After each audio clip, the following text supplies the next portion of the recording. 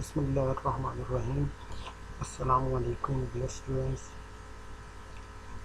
हम पढ़ रहे हैं क्रिप्टोग्राफी एंड नेटवर्क सिक्योरिटी का कोर्स। इस कोर्स के अंदर हम वो टेक्निक्स और वो मैकेनिज़म्स पढ़ेंगे जिसके ज़रिए हम डाटे को सिक्योरली एक जगह से दूसरी जगह ट्रांसफ़र कर सकें या हम उसको सिक्योरली अपनी स्टोरेज डिवाइस के अंदर सेव कर सकें। ये हमारी आज का पहली क्लास है। इस क्लास के अंदर हम डिफाइन करेंगे थ्री सिक्योरिटी गोल्स, कौन कौन से सिक्योरिटी के गोल्स हैं और कौन कौन से सिक्योरिटी अटैक्स हैं जो इन सिक्योरिटी गोल्स को थ्रेटन करते हैं। उसके बाद हम डिफाइन करेंगे सिक्योरिटी सर्विसेज और वो किस तरह रिलेट होती हैं इन तीन सिक्योरिटी गोल्स के साथ। उसके बाद हम डिफाइन करेंगे सम सिक्योरिटी मैकेनिज़म्स जो कि ये सिक्योरिटी सर्विसेज को प्रोवाइड करती हैं और हम डिफाइन करेंगे टेक्निक्स जिनके ज़रिए हम ये सिक्योरिटी मैकेनिज़म्स को इम्प्लीमेंट कर सकते हैं। सिक्योरिटी गोल्स बेसिकली तीन किस्म की हैं। Number 1 confidentiality, integrity and availability. Confidentiality का मतलब ये है कि हमारा जो डाटा है उसको हम प्रोटेक्ट करना चाहते हैं कि वो किसी अनऑथराइज्ड बंदे को डिस्क्लोज ना हो, यानी कि हमारी कोई ऐसी इंफॉर्मेशन कॉन्फिडेंशियल है जो कि हम किसी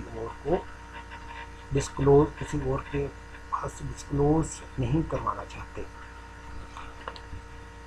इंटेग्रिटी का मतलब ये है कि हमारा जो डाटा है वो कोई भी अनऑथराइज्ड बंदा उसको मॉडिफाई ना कर सके और जो अथराइज्ड पर्सनस हैं, अथराइज्ड यूज़र्स हैं डाटे के, वो भी अथराइज्ड मैकेनिज़्म के थ्रू ही मॉडिफिकेशंस कर सकें। अवेलेबिलिटी का मतलब ये है कि हमारे पास जो डाटा है वो अथराइज्ड पर्सनस को 24 घंटे अवेलेबल हो, जब वो चाहे वो उसको अवेलेबल होना चाहिए। ये हमारे बेसिकली तीन सिक्योरिटी गोल्स हैं। सिक्योरिटी जितने भी सिक्योरिटी के मैकेनिज़म्स हैं वो इन तीनों में से कम एक को अचीव करने की कोशिश करते हैं। इन सिक्योरिटी गोल्स को अचीव करने के लिए एक इंटरनेशनल बॉडी जिसको कहते हैं ITU-T, international telecommunication union telecommunication ने एक फ्रेमवर्क डिज़ाइन किया जिसको कहते हैं X.800। इस framework security architecture for OSI। ये फ्रेमवर्क बेसिकली सिस्टमेटिक वे के ज़रिए सिक्योरिटी की रिक्वायरमेंट्स को डिफ़ाइन करता है और इन अप्रोचेस को इनलिस्ट करता है जिसके ज़रिए इन रिक्वायरमेंट्स को फुलफिल किया जा सके। इस ये डॉक्यूमेंट तीन एस्पेक्ट्स के ऊपर लाइट डालता है। Number 1 security attacks, security services और सिक्योरिटी मैकेनिज़म्स। इन तीनों को अब हम बार बार वन बाय वन देखते हैं। सिक्योरिटी अटैक्स जो तीन सिक्योरिटी गोल्स हैं उन confidentiality, integrity and availability can be threaten bye security attacks threatening confidentiality, attack threatening integrity और अटैक्स थ्रेटनिंग अवेलेबिलिटी। इन अटैक्स को ब्रॉडली दो क्लासेस में हम डिवाइड कर सकते हैं। नंबर 1 पैसिव अटैक और एक्टिव अटैक। पैसिव अटैक वो अटैक हैं जिनके अंदर अटैकर का सिर्फ एक मकसद होता है, क्या, इंफॉर्मेशंस को गेन करना। उसका कतन ऐसा कोई एम नहीं होता कि किसी किस्म का सिस्टम्स को नुकसान पहुंचाए या इंफॉर्मेशंस को मॉडिफाई करे। एक्टिव अटैक के अंदर अटैकर का एक एम है कि वो या तो इंफॉर्मेशंस को मॉडिफाई करे टू गेन सब बेनिफिट्स और सिस्टम्स को नुकसान पहुंचाए। अटैक्स थ्रेटनिंग कॉन्फिडेंशियलिटी, इसके अंदर दो किस्म के अटैक हैं, स्नूपिंग और traffic analysis. Snooping refers to unauthorised access to और interception of data. Snooping attack के अंदर अटैकर जो है अनऑथराइज्ड पर्सन्स होता है और वो कोशिश करता है कि डाटे को इंटरसेप्ट करे या उसको हासिल करे। ट्रैफिक एनालिसिस के अंदर अटैकर ट्रैफिक को मॉनिटर करता है और उससे कुछ डिफरेंट किस्म की इंफॉर्मेशंस को हासिल करने की कोशिश करता है। फॉर एग्जांपल वो ये चेक करने की कोशिश कर सकता है कि जनाब ये जो डाटा है जो सेंड हो रहा है हाल दो कि उसको से डिस्क्लोज नहीं है, वो सिक्योर है, लेकिन वो जा कहाँ पे रहा है, इसके इंटेंडर कौन है, रिसीवर कौन है। इससे थोड़ा सा वो आइडिया लगा लेता है कि ये इंफॉर्मेशन कितनी इम्पोर्टेंट है। अटैक्स थ्रेटनिंग इंटेग्रिटी, इसके अंदर है मॉडिफिकेशन अटैक। मॉडिफिकेशन अटैक का मतलब है means that the attacker intercept the message and change it. Masquerading और spoofing happens when the attacker impersonate somebody else, यानी कि अटैकर अपने आप को फेक बंदा रिप्रेजेंट करता है। वो जो अपने आप को प्रेजेंट करता है वो इनफैक्ट वो होता नहीं है। रीप्लेइंग अटैक के अंदर means the attacker obtain a copy of a message sent by a user and later tries to replay it। इसके अंदर रीप्लेइंग अटैक के अंदर बेसिकली अटैकर जो मैसेज सेंड हो रहा है उसको इंटरसेप्ट कर लेता है और बाद में वो दोबारा उसको सेंड करता है to for its benefit. Repudiation means that the sender of the message might later deny that she has sent the message। Repudiation attack के अंदर बेसिकली सेंडर डिनाई कर देता है कि मैंने मैसेज सेंड किया है, हाल दो कि उसने सेंड किया होता है। इसी तरह रिसीवर भी डिनाई कर सकता है कि उसे ये मैसेज रिसीव हुआ है, वो ये क्लेम करता है कि मुझे ये मैसेज मिला ही नहीं है, और सेंडर ये क्लेम कर सकता है कि मैंने मैसेज सेंड ही नहीं किया। ये तो ये किस किस्म में है, ये रेपुटेशन अटैक के अंदर रहेगा। अटैक्स थ्रेटनिंग अवेलेबिलिटी, इसके अंदर है denial of service which is a very common attack. It may slow down और totally interrupt the services of a system. Denial of service attack के अंदर अटैकर का एक एम है कि वो सिस्टम्स को इंटरप्ट करे ताकि वो जो सिस्टम सर्विसेज प्रोवाइड कर रहा है वो प्रोवाइड ना कर सके। फॉर एग्जांपल इसके एग्जांपल इस तरह लें कि हमारा एक वेब सर्वर है, वेब सर्वर के ऊपर वेबसाइट पड़ी हुई है, अटैकर उसको इतना इंटरप्ट कर दे, उसके ऊपर इतनी क्यूरीज भेजे कि हमारा जो वेब सर्वर है वो ओवरलोड हो जाए। ये क्या है, डिनाइल ऑफ सर्विस अटैक। ये है अटैक सिक्योरिटी अटैक्स की टेक्सोनॉमी। इसके अंदर स्नूपिंग और ट्रैफिक एनालिसिस जो है ये पैसिव अटैक है, और ये वाले जो अटैक है मॉडिफिकेशन, मास कोडिंग, रीप्लेइंग, रेपुडिएशन और डिनाइल ऑफ सर्विसेज अटैक, ये एक्टिव अटैक्स हैं। Security services, security services enhance the security of data processing systems and transfer of information of an organizations to counter security attacks using one or more security mechanism। ये जो security services हैं ये basically आपके data processing system और data transfer की security को enhance करती है यूजिंग सम मैकेनिज़्म। ये बेसिकली जो फिज़िकल डॉक्यूमेंट की सिक्योरिटी है उसी को ही रेप्लिकेट करती है। फॉर एग्जांपल एक डॉक्यूमेंट को हम सिग्नेचर करते हैं, डेट डालते हैं, ठीक है, प्रोटेक्शन फ्रॉम डिस्क्लोजर, अगर एक फाइल है आप उसको एनवेलप्स के अंदर डाल के भेजते हैं, ठीक है। फिज़िकल डॉक्यूमेंट को हम किस तरह सेव करते हैं, बेसिकली ये इन्हीं फंक्शंस को तकरीबन रेप्लिकेट करता है। X.800 define services as a service provided by a protocol layer of communicating open systems which ensures adequate security of the systems or data transfer। X.800 जो डॉक्यूमेंट है उसमें सिक्योरिटी सर्विसेज लिस्ट की, जिसके अंदर है data confidentiality, data integrity, authentication, non repudiation और access control. Data confidentiality services जो है वो डिज़ाइन की गई है, design for protection of data from unauthorised disclosures and or traffic analysis. यानी कि ये सर्विसेज जो है डाटा कॉन्फिडेंशियलिटी की सर्विस ये प्रोटेक्ट करती है अनऑथराइज्ड डिस्क्लोजर से या ट्रैफिक एनालिसिस से बचने के लिए। Data integrity designed to assure that data received is as sent by an authorised entity, यानी कि ड्यूरिंग ट्रांसफ़र डाटा मॉडिफाई नहीं हुआ। ऑथेंटिकेशंस की सर्विस क्या प्रोवाइड करती है? Authentications provide assurance that the communicating entity is one claimed, यानी कि जो डाटा सेंड कर रहा है या रिसीव कर रहा है, कम्युनिकेशन में जो सेंडर और रिसीवर है वो वही है जो वो क्लेम कर रहा है। Non repudiation protection against denial by one of the parties in a communication. Non repudiation services basically provide करती है, ऐसी सर्विस प्रोवाइड करती है जिसके ज़रिए सेंडर और रिसीवर डिनाई ना कर सके, कि सेंडर ये डिनाई ना कर सके कि मैंने मैसेज सेंड नहीं किया और रिसीवर ये डिनाई ना कर सके कि मुझे ये मैसेज मिला नहीं है। Access control prevention of the unauthorised use of resources.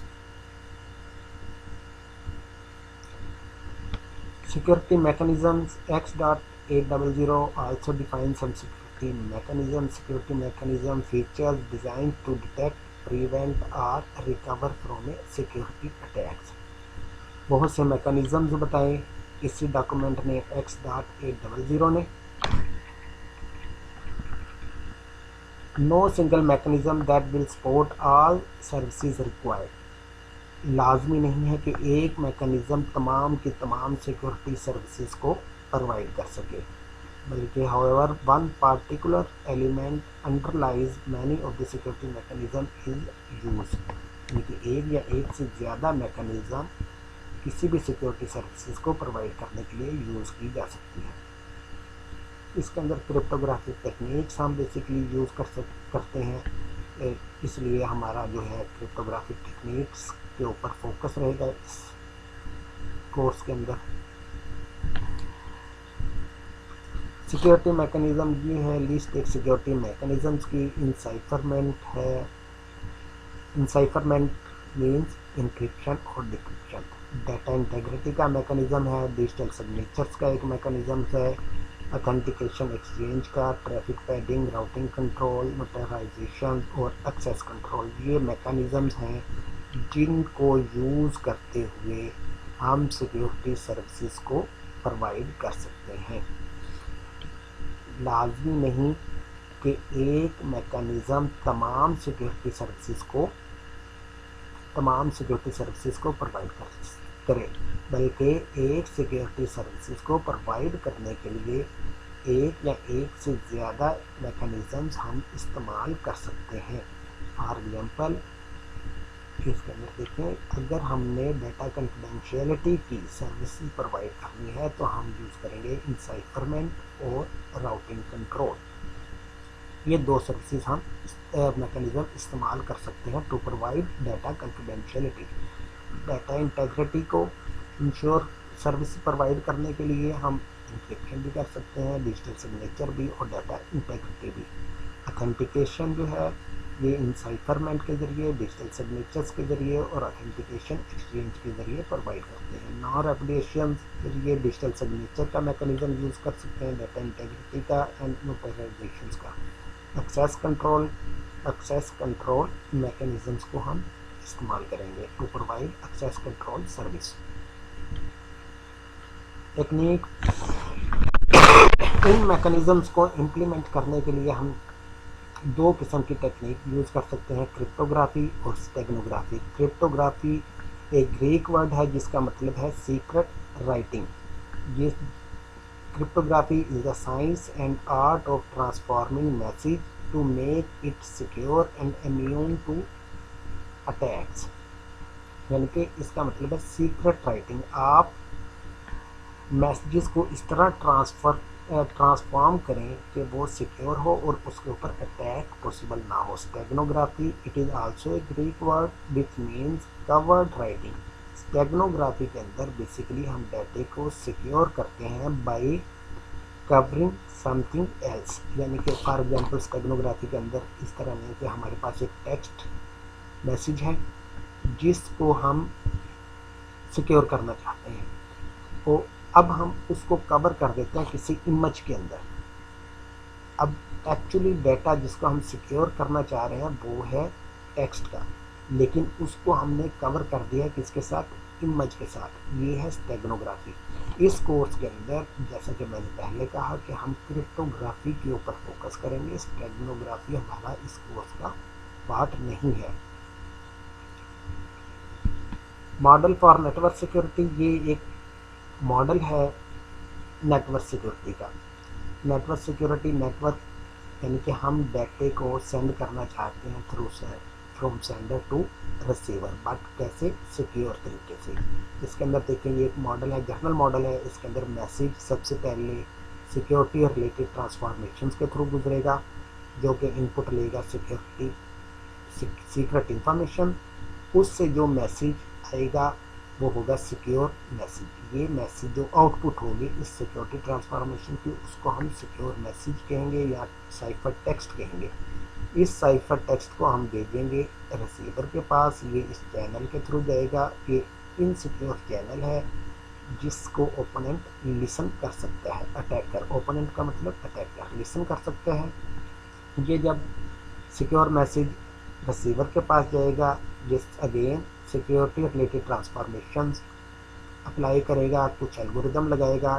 Transformations का मतलब है एल्गोरिदम्स, और secret using some secret information, और उससे वो एक्चुअल टेक्स्ट मैसेज निकाल देगा। सिक्योरिटी ट्रांसफॉर्मेशन से पहले मैसेज को कहते हैं प्लेन टेक्स्ट, और सिक्योरिटी ट्रांसफॉर्मेशन की जो आउटपुट आती है उसको कहते हैं साइफर टेक्स्ट। इसके अंदर ये अटैकर है जो ये चैनल के जरिए डाटे को इंटरसेप्ट कर सकता है। ये एक ट्रस्टेड थर्ड पार्टी है। It can be any trusted third party which can distribute secret information between sender and receiver. ये देखिए सीक्रेट इंफॉर्मेशन सेंडर भी यूज़ कर रहा है और रिसीवर भी यूज़ कर रहा है। इस सिक्योरिटी मॉडल्स को देखते हुए हम कुछ रिक्वायरमेंट्स को इनलिस्ट कर सकते हैं। वो कौन कौन सी हैं? Number 1, design suitable algorithms for this security transformation, यानी नेटवर्क की सिक्योरिटी मॉडल्स को इम्प्लीमेंट करने के लिए हमारे सबसे पहली रिक्वायरमेंट क्या है कि हमारे पास एक सिक्योरिटी ट्रांसफॉर्मेशन का एल्गोरिदम होना चाहिए। उसके बाद generate the secret information used by the algorithm. ये जो हमारी सीक्रेट इंफॉर्मेशन है इसको जनरेट करना है कि ये किस तरह जनरेट होगी।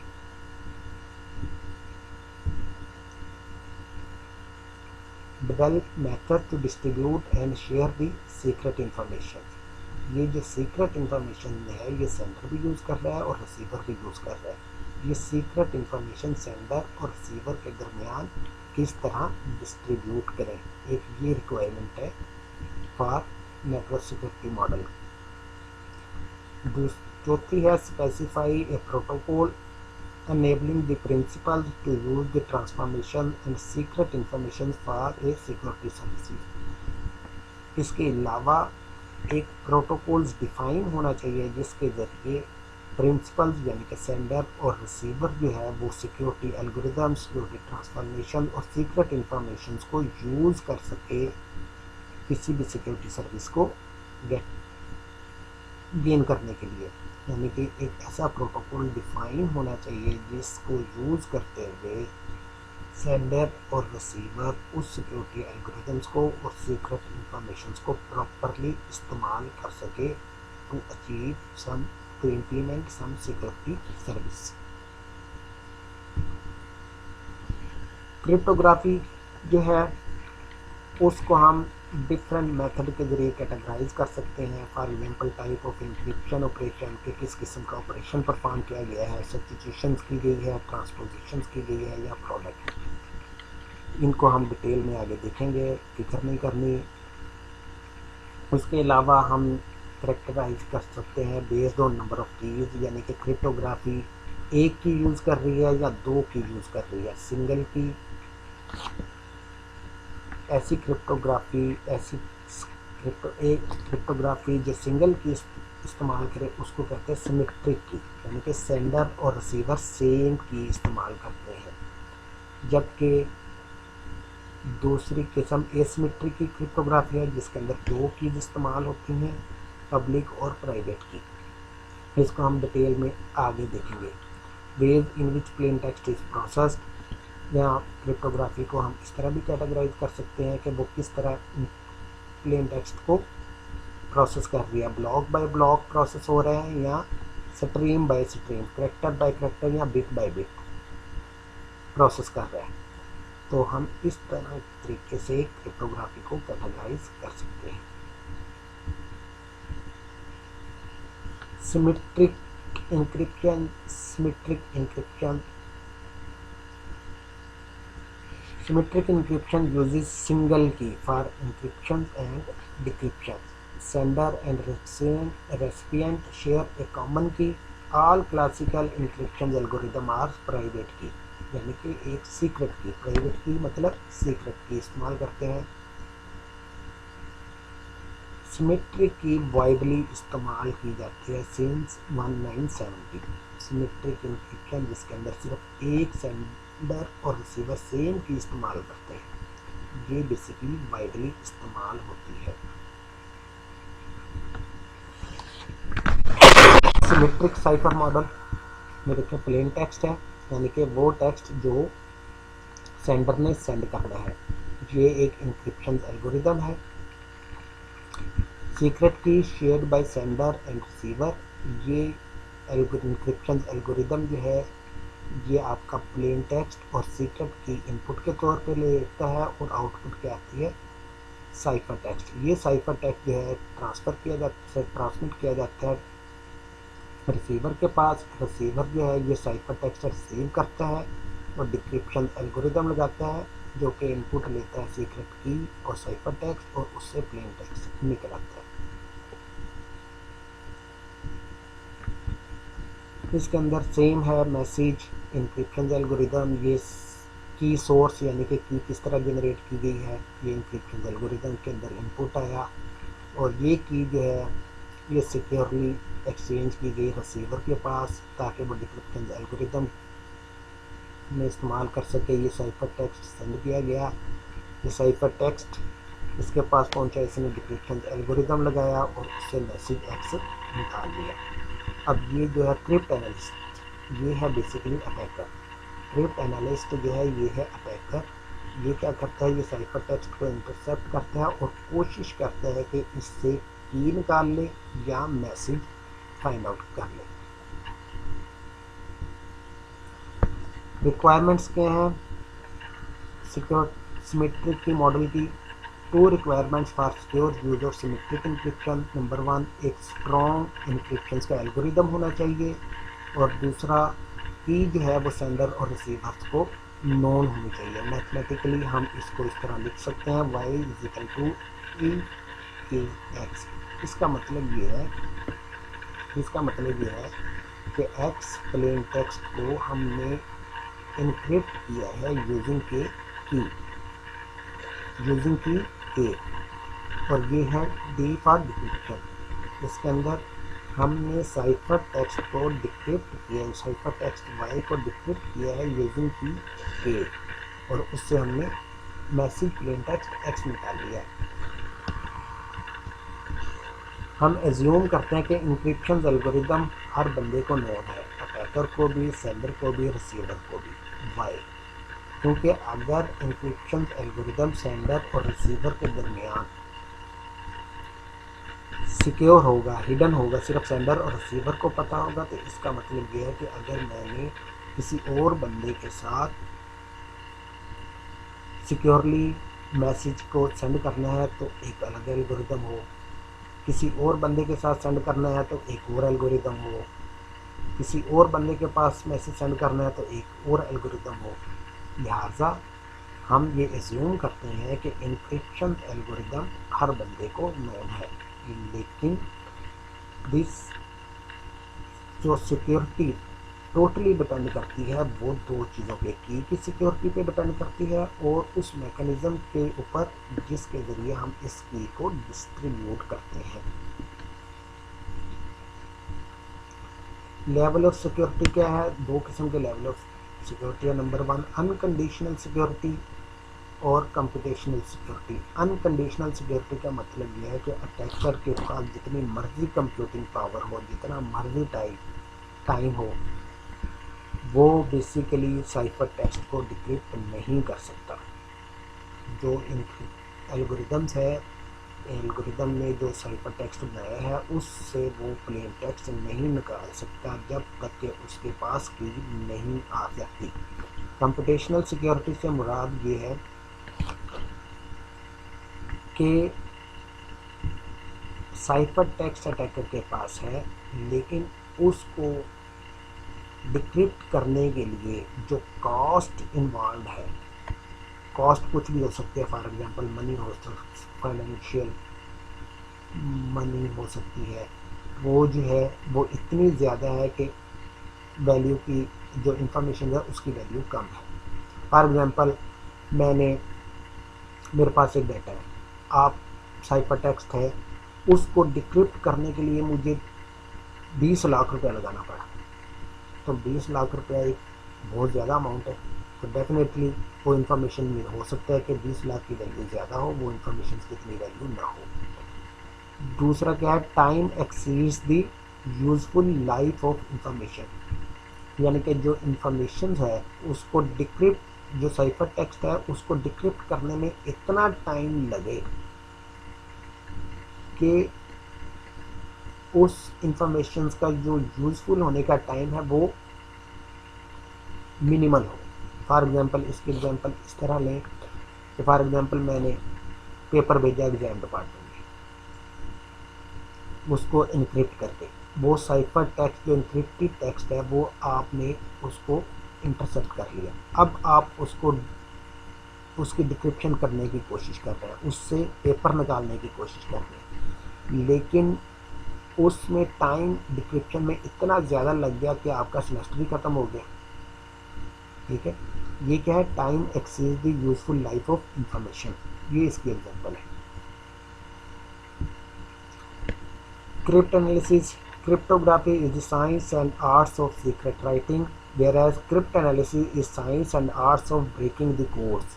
इस क्रिप्ट एनालिसिस के अंदर क्या है कि अटैकर जो है वो साइफर टेक्स्ट को ब्रेक करने की कोशिश करता है। ऑब्जेक्टिव टू रिकवर की, नॉट जस्ट मैसेज। इसके अंदर अटैकर का ऑब्जेक्टिव होता है कि वो ना सिर्फ मैसेज को रीड कर सके बल्कि की को भी रिकवर कर सके, ताकि बाकी साइफर टेक्स्ट को भी वो डिक्रिप्ट कर सके। जर्नल अप्रोचेज जो है क्रिप्ट एनालिसिस की हैं वो है क्रिप्ट एनालिटिक अटैक्स और brute force attack. Cryptanalytic attack के अंदर क्या है? ये 4 किस्म के हैं: ciphertext only attack, known plaintext attack, chosen plaintext attack और chosen ciphertext attack. Ciphertext only attack के अंदर क्या है? The attacker only knows algorithms and ciphertext. इस अटैक के अंदर अटैकर के पास सिर्फ साइफर टेक्स्ट होता है और उसको पता होता है कि कौन सा एल्गोरिदम इस्तेमाल हुआ है। वो ट्राई करता है and try to identify the corresponding plain text and secret key, और वो कोरस्पॉन्डिंग जो प्लेन टेक्स्ट है उसको आइडेंटिफाई करने की कोशिश करता है। फॉर एग्जांपल ये एलिस है, ये बॉब है, इसने साइफर टेक्स्ट भेजा, ये ईव जो है ये आपका क्या है? अटैकर, इसने इसको इंटरसेप्ट किया। अब इसके पास ये साइफर टेक्स्ट आ गया, इसने इस साइफर टेक्स्ट को एनालाइज करना है और उससे प्लेन टेक्स्ट निकालने की कोशिश करता है या की निकालने की कोशिश करता है। नॉन प्लेन टेक्स्ट अटैक के अंदर अटैकर के पास सम प्लेन टेक्स्ट और उसके कोरस्पॉन्डिंग साइफर टेक्स्ट का पेयर ऑलरेडी अवेलेबल होता है। फॉर एग्जांपल ये प्रीवियस पेयर है उसके पास, ईव के पास ये प्लेन टेक्स्ट और ये साइफर टेक्स्ट का पेयर है। एलिस ने जो साइफर टेक्स्ट भेजा उसने उसको इंटरसेप्ट किया, उस इंटरसेप्ट के ज़रिए और प्रीवियस पेयर्स की इंफॉर्मेशन को इस्तेमाल करते हुए वो प्लेन टेक्स्ट को आइडेंटिफाई करने की कोशिश करता है। Chosen cipher, chosen plaintext attack के अंदर क्या है, अटैकर प्लेन टेक्स्ट को चूज करता है और उसके कॉरस्पॉन्डिंग साइफर टेक्स्ट को हासिल करता है, फिर उस इंफॉर्मेशन को और इंटरसेप्टेड साइफर टेक्स्ट को एनालाइज करके प्लेन टेक्स्ट को इंटर करने की कोशिश करता है। फॉर एग्जांपल ये है, उसने पहले चूज किया प्लेन टेक्स्ट, उसके कॉरस्पॉन्डिंग साइफर टेक्स्ट उसने एलिस से गेट किया। एलिस ने जब साइफर टेक्स्ट को भेजा तो उसने इसको इंटरसेप्ट किया, एनालाइज किया। इस एनालिसिस के प्रोसेस के अंदर उसने प्रीवियस जो प्लेन टेक्स्ट और चोजन प्लेन टेक्स्ट और उसके कॉरस्पॉन्डिंग जो साइफर टेक्स्ट है उसके नॉलेज को इस्तेमाल किया और उससे आइडेंटिफाई किया कि इसके कॉरस्पॉन्डिंग प्लेन टेक्स्ट कौन सा है। चोजन साइफर टेक्स्ट के अंदर वो साइफर टेक्स्ट चूज करता है और उसके कॉरस्पॉन्डिंग प्लेन टेक्स्ट को ऑब्टेन करता है।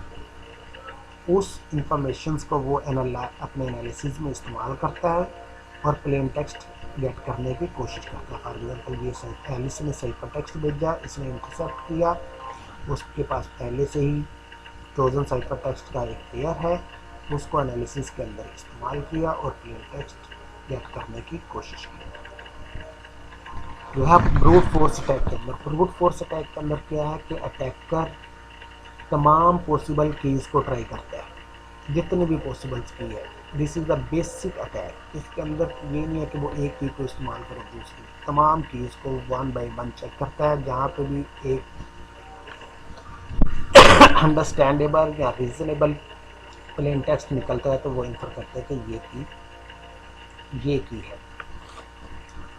इसके अंदर बेसिकली ब्रूट फोर्स अटैक की डिफ़िकल्टी जो है वो डिपेंड करती है कि की साइज़ के ऊपर, कि की का साइज़ क्या है। अगर 32 बिट की का साइज़ हो तो टोटल नंबर ऑफ कीज़ कितनी होंगी, 2 रेज़ टू द पावर 32।